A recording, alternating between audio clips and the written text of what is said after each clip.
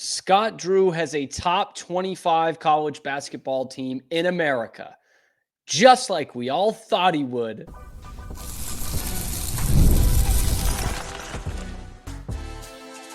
You are Locked On Baylor, your daily podcast on the Baylor Bears, part of the Locked On Podcast Network, your team every day. Hello there, Bears fans. Welcome to another episode of Locked On Baylor, brought to you by FanDuel and part of the Locked On Podcast Network, where it's your team every day. I'm your host, Cam Stuart of ESPN Central Texas and the Cam Show on YouTube. I appreciate you guys. Especially appreciate you guys for making this your first listen today and every day. On today's episode, we're talking about the rebuild, kind of, from Scott Drew and why some experts think he has a big-time contending college basketball team in 2025-26. Also, we will look to see how they fill out that roster. Are they taking a chance on a guy who's about to play for his fourth team in 2 months? And also, we talked about Nebraska on the episode yesterday. What about SMU? Do we get them to the Big 12? Does that make more sense? I'll tell you why it doesn't. All that and more coming up on this episode of Locked On Baylor. It's been a weird offseason. I don't know how many times I've said that about this Baylor basketball team. It's just been odd, trying to gauge where they're at, where they're going to be, how bad this is. What's kind of gone wrong here? How much can we expect in this next year after losing your entire roster from the year before? It's been something that we have not had to deal with, thankfully, since Scott's first year on the job. And even then, even with all that scandal in the summer of 2003, this is more roster spots to fill. And we had the article from Seth Davis talking about how Scott Drew was all kinds of tired out because of it. He's not his rather genial self that he usually is. And yet, after all that, I think we've been impressed somewhat by the transfer portal class. It's certainly been pretty solid. But the experts love it. Okay, On3 had them as a top 5 transfer recruiting class in all of college basketball. And Jamie Shaw recently as yesterday, has Baylor in the top 25 of college basketball going into the 25-26 season. Most teams have filled out their roster by now. I've got it up on YouTube if you're watching on YouTube and you need that little reminder. Baylor sitting there at number 21, one of 7 teams in the Big 12 that is on this top 25 list. Houston and BYU in the top 5. Of course, Kansas still sitting in the top 20 no matter what happens. Tech at 10. And there's Baylor at 21. Ahead of the defending national champions. Now, I know that doesn't mean all that much. Walter Clayton's gone. So, it's a very different Florida team. But to think about that, after what these two teams have been through in the last month, Florida wins a national championship. Baylor crosses out all the faces on their team photo. And Baylor's the one right ahead of him, according to Jamie Shaw, who, by the way, is one of the leading, experts in college basketball over there at On3. How is Baylor in the top 25? It almost makes me want to pull up Paul Dano from the meme. Does he know? Does he know what happened? Does he know that there's no one coming back from next year? Or I guess the better question is, what does he know? What does Jamie Shaw know that we don't know? Because again, not to crap on this team that Baylor has right now, but I think we've all followed it, and it's been solid. It's been impressive. There's reasons to be optimistic. Cautiously optimistic is the way I would be. But nothing has suggested that this is a top 25 team. Now, granted, that would make them 7th in the Big 12, and I think you would say, hey, if Baylor's going to finish 7th in the Big 12 this year after losing their entire roster, I think a lot of us would take that. But to see them in a top 25, even in May, feels wild, to be honest with you. And I do respect Jamie Shaw. I will have it put out there that most of the other way too early top 25s, including ESPN and John Fanta, they don't have Baylor in there. Okay. So again, I have to ask the Paul Dano question. Does he know? does he know? What does he know? Because again, we talked with Jackson last week, and he had said, this could be a team that contends in the Big 12. Maybe not in that top tier, but a team that should stub some toes and be somewhat in the picture in the Big 12. And I thought even that was optimistic. I thought, and a lot of you in the comments or seeing it on social media said the same thing. Like, oh, that's a bit of a fantasy world to think that they could be in the mix for a Big 12 championship. I nor a lot of those commenters thought that they would be on any kind of top 25 list, and yet here they are. Again, that's not to say there's no talent here. I really like Obi Agbim. I like Michael Rataj. I like how they've beefed up the front court with those real, deterrents at the rim, the real rim protectors that they didn't necessarily have this year. Norchad did a lot of dirty work, and he was one of the best rebounders in the country, but they did not have a big-time deterrent at the rim. I think you have that now with Jocelyn Bodo. I think Kaden Powell, who we didn't get to talk about too much, is a little bit sneakier than some people might think. And that's not just because he's a local kid, Midway kid. I think he's gonna surprise some people. I think Obi Agbim can be an all Big 12 kind of player. I think JJ White can really have a solid role on this team. And again, going back to a name I just said, Michael Rataj, I think can surprise a lot of people. But we know in this conference, in the Big 12, it is a gauntlet, night in and night out. It's very tough to stay in the top 25 in a Big 12 schedule. I mean, we saw it with the Baylor team 2 years ago, I guess 3 seasons ago now, 2022-23 with Keontae George. They started the season as the number 5 ranked team in the country, and 2 games into the Big 12 schedule, they were out of the rankings, and they kind of pinballed in and out the rest of the season. Same thing with 23-24. They pinballed out a couple of times. And this year, once it got to a Big 12 schedule, they did not have a number next to their name. And we see it every year, those teams that come in with some hype that fall apart. Cincinnati was one last year. They were a top 20 team going into the conference schedule. They fell apart. They didn't even make the tournament. Is that what Baylor's going to be? Because I think if you polled 100 Baylor fans right now that have followed this situation, because not everyone does, but followed the transfer portal and how Scott Drew has reconstructed this roster, I don't think you could find 10 that thinks they're a top 25 preseason team. And that's okay. It's not to say they can't get into the top 25 or be a good team, but I don't think a lot of people look at this roster and think, yeah, it's a team that can compete for the best conference in America. That's a team that should be a 4 or a 5 seed in the NCAA tournament. That's a team with Sweet 16 ambitions. I don't see that. Now, if you have the reasoning as to why they're in the top 25, because look, no one's paying for the on-3 write-up from Jamie Shaw. Sorry, we're not paying for that. So I didn't get to see the explanation. If anyone's got the reasons behind that, I am fascinated to hear.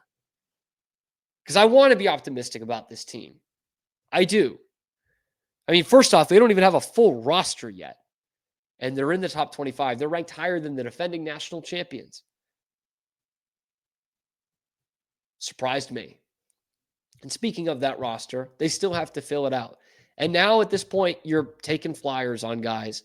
And they're taking a flyer apparently on one that will probably change his mind in about a week. We'll tell you who this target is, one of the most controversial in America that Baylor's going after right now. That's coming up next on Locked On Baylor.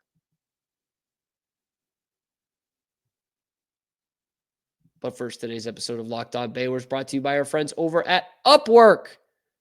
Okay, you guys have a lot going on when you're running your business, and scaling your business requires the right expertise at the right time. With Upwork, you can find specialized freelancers in marketing, development, design, and more. Experts ready to help you take your business to the next level. Upwork gives businesses flexibility by connecting them with the top freelance talent across multiple industries. I'm talking IT, AI, web development, marketing, all those things that you don't think about when you start your business.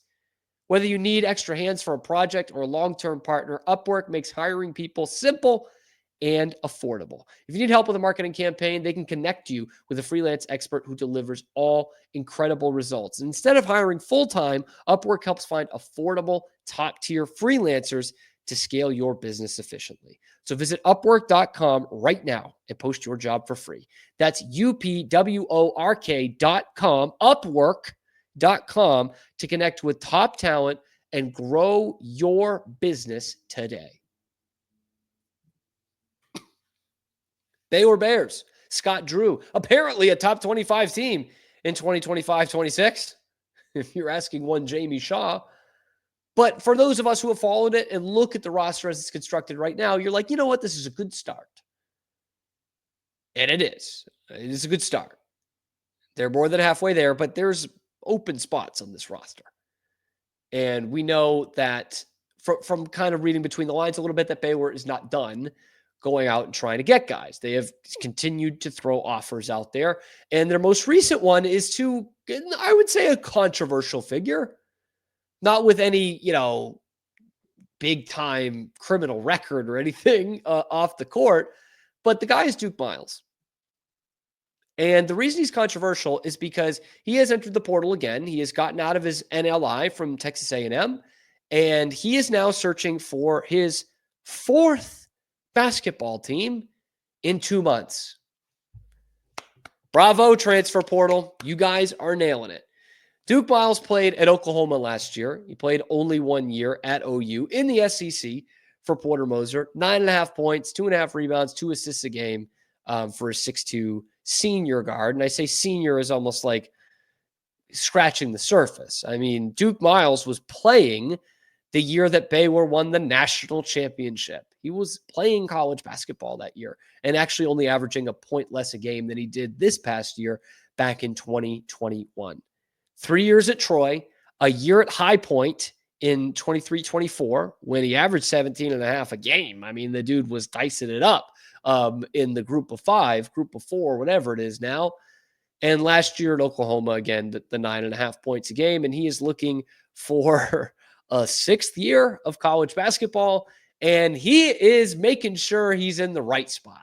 Okay. The dude is not afraid to go and ask out because he entered the portal after leaving OU.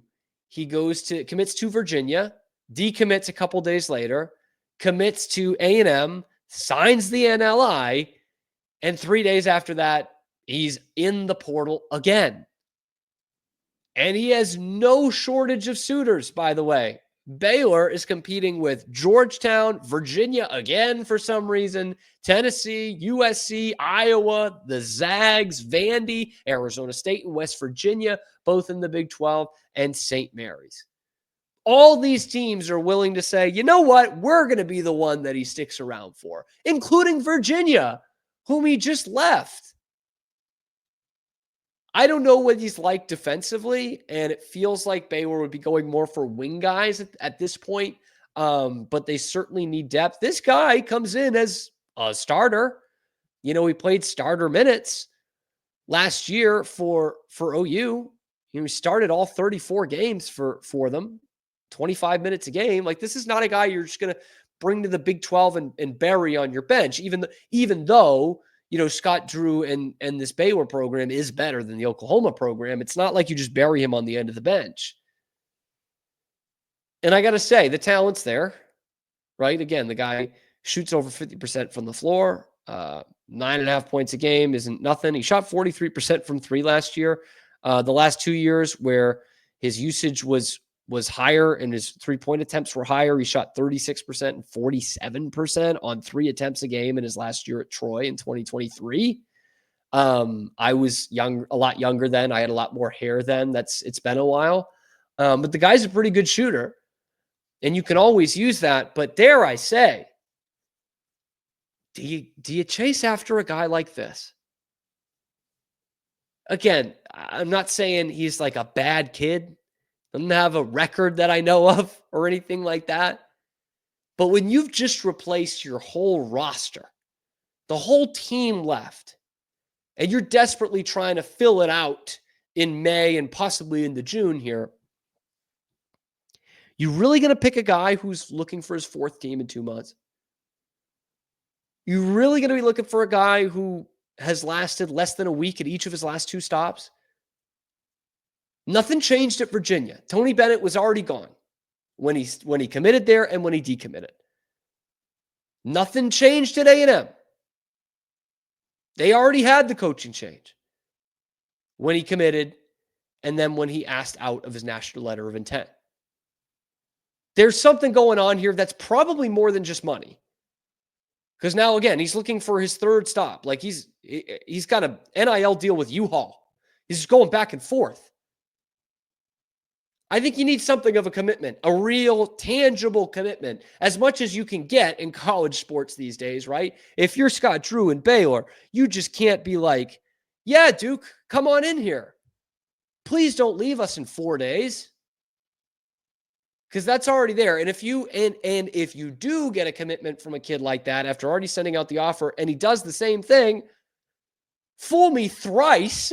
Shame on you, man. Like, it's just not, I don't think it's the kind of risk that Baylor can take right now, even though Duke Miles is a good player. And in a vacuum from his stats, he would absolutely be a guy I'd want to have on this team. But it's not just what's on the stat sheet. I think any team putting a serious push for Duke Miles right now, after what we've seen in this offseason, is a foolish team. And I said this about a couple of portal guys, including Obi Agbim, and it goes the same for Duke Miles. I'm never going to knock a kid for trying to get more money. Now, there are certain things about the money that I think we can knock people for, right? Like, I won't relitigate the Rob Wright situation. But in a case like this, and what I said for Obi Agbim, you've played a bunch of college basketball already. You're in a time and place where you can milk one more year out of it and get some real money for a guy who's playing at Troy and High Point. Real money, much more than you or probably you or I make. And so I can't fault a kid for trying to do that. But at some point, you've got to pick one. You've got to pick one. And I doubt that Duke Miles is going to double his salary, NIL agreement at Gonzaga from what he was getting at Virginia or A&M, who has endless pockets, or even OU. And so certainly that would be the case for Baylor as well. It seems like Georgetown is the team that's really hot on his trail. He's already got a visit planned for Georgetown, I think today. So he could be a Langston Love teammate. Who knows? Maybe that knocks Langston Love out of the rotation. He doesn't like it, and he comes back to Baylor. Who knows? Put on my tinfoil hat. I like the stats. I like the player. But it would feel weird to bring this kid in and expect him to trot out there on opening night after what we've seen in this offseason so far. And I'm sure there are plenty of things at play here. Again, I'm not trying to say this kid's scummy or anything, but at some point you have to be like, I can't trust this player to hold this commitment from May to November. That's all. But let me know what you guys think. Let me know in the comment section below. Of course, Baylor still needs to get some bodies in here. They still need to get some players. So take that for what it's worth. But is Duke Miles worth the risk? Let me know in the comment section below. Be sure to like the video, subscribe to the channel, ring that notification button. It's all free, and you'll be helping us big time for me to keep my job and help us on the path towards 4,000 subscribers. Coming up on Locked On Baylor, we're not done yet. We want to talk a little bit more Big 12 conference expansion. We threw one out there on yesterday's show. We've got to add a more sensible one. Or is it a more sensible one? SMU to the Big 12? Let's talk about it next on Locked On Baylor. But first, today's episode is brought to you by our friends over at FanDuel. You might know it as America's #1 sportsbook. The playoffs are in full swing. Every night delivers highlight-worthy performances, the momentum shifts, and the can't-miss moments, including some upsets here in the second round of the NBA playoffs. Whether it's a game-winning shot or a breakout player, there's never been a better time to get in on the action than right now. FanDuel makes it easy to stay in the game before tip-off and live. With player props, performance trends, and same-game parlays, fans have more ways than ever to play smart and win big. What would it look like to combine live prop bets mid-game based on how the action unfolds? Let me tell you, it looks really fun. How could a $200 bonus in bets add to the excitement of your first $5 bet hits? I would say it would be pretty good. New to FanDuel, it's the perfect time to sign up. Head to FanDuel.com and place your first $5 bet. If it wins, you guessed it, you're going to get that $200 in bonus bets. So make every moment more with FanDuel, official sports betting partner of the NBA. So on yesterday's show, we had a bit of the crossover, Drake and I, from Locked On Big 12, and we talked about Nebraska in the first segment and why it would be fun to have Nebraska back in the Big 12. And the main point of why it would be fun is most of us can beat the crap out of them in football every year. And of course, we can do it in basketball and baseball as well. Volleyball, it's up for grabs. Nebraska's pretty good.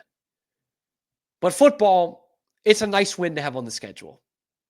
And it's a nice, arrogant fan base to put down with those wins. But if you see the comment section of that video yesterday, that episode on YouTube, the Nebraska fans disagree. In fact, some of them have claimed they kicked the crap out of the team that ran the Big 12 last year. And you're like, they didn't play Arizona State. No, they beat Colorado, the team that ran the Big 12. They had a good year. Let's not get carried away. And same comment also said Baylor is only relevant because of Matt Rule.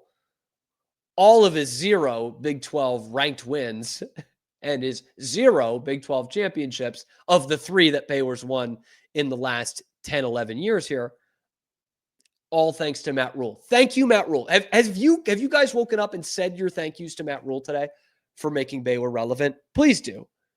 Say your prayers when you're going to bed, and then when you wake up, before you kiss your sweetheart or get your kids on the bus to school, just make sure you thank Matt Rule for making Baylor football relevant. Thank you, Matt Rule.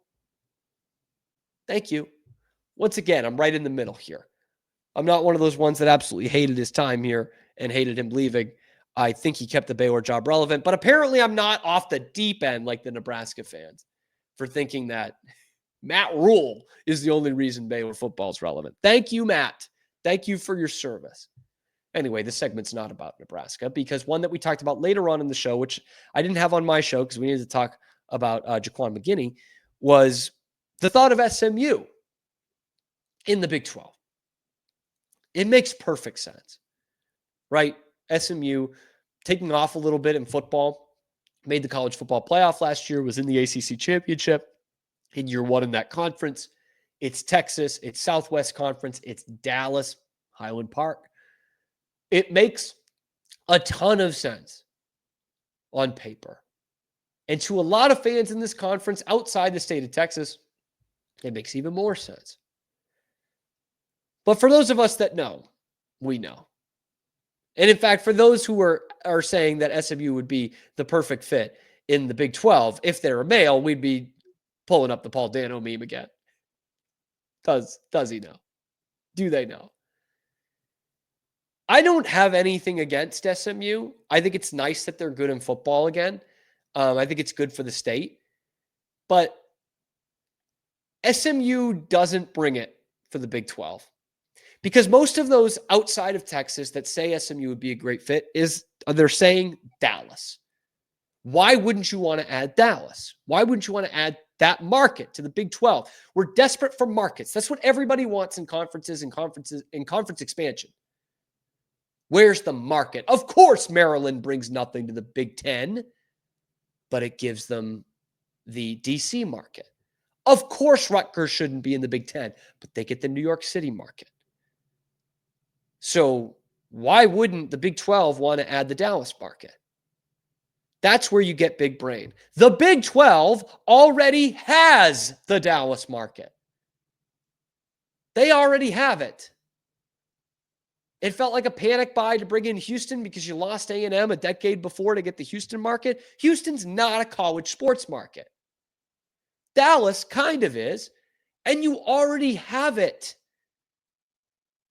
Dallas is a pro sports town. Come on. So it's even a stretch to call it a major college market the way it is a major pro market. But your offices are already there. Like Dallas is the hub of alumni in Big 12 schools. Baylor, TCU, Tech, Oklahoma State. Name them, man. Up and down the board, the biggest hub nearby is Dallas. They're already there. Take a look around. SMU is not bringing you any market. Okay, and it's nice that they're good in football again, but they're one of like 5 Power 4 teams in the last decade to not win a bowl game. Think about that. Some bad teams that have won bowl games since they have. And the stadium, it's bite-sized. And I know what some SMU fans watching this might be thinking, boy, is this the, pot calling the kettle black here. Baylor, TCU. Yeah, you kind of already have those teams. And they both have adjusted really well to the Big 12. It took Baylor longer than TCU. But they've already adjusted well and have well ascended themselves past SMU in the last 10 years. Oh, but SMU's made a playoff. Yep. Baylor's won 3 conference championships and won a New Year's Six bowl game. TCU has played for a national championship. So, yeah, that's a little bit better than being a one and done in a 12-team playoff and losing by 1 billion points. So maybe that's just me personally. SMU doesn't bring you anything, man. It would be nice to have some of the rivalries back. As a fan, I like that because, again, I don't want this to get all bogged down into, oh, how much money are we going to make? Because I don't care. Fans don't care. So there's some aspect of that. TCU playing SMU in the conference, Baylor playing SMU. But, would I trade, getting Tech out and losing that rivalry and bringing an SMU rivalry back? No way. No way, man. It's just not. Anyway, I would not take SMU to the Big 12. If they were to come back, it's kind of whatever. It's a nice bus ride. It's one less plane ride for a road trip. But they're not bringing to you even what Nebraska would bring to you. But let me know in the comment section below. I think I know how a lot of you are going to think here. But let me know what you would think about possibly bringing SMU back to the Big 12. Let me know in the comment section below. Let me know what you think about this offseason so far for Baylor basketball, whether they are a top 25 team. Let me know. Sound off in the comment section below. Be sure to like the video, subscribe to the channel. It's totally free, helps me keep my job, and helps us on the path towards 4,000 subscribers, which is something I never thought we would have for our little Baylor fan base. Thank you again for making it your first listen today and every day. Really, really appreciate you guys as always, and I don't tell you that enough. We will see you tomorrow on your favorite show, Locked On Baylor.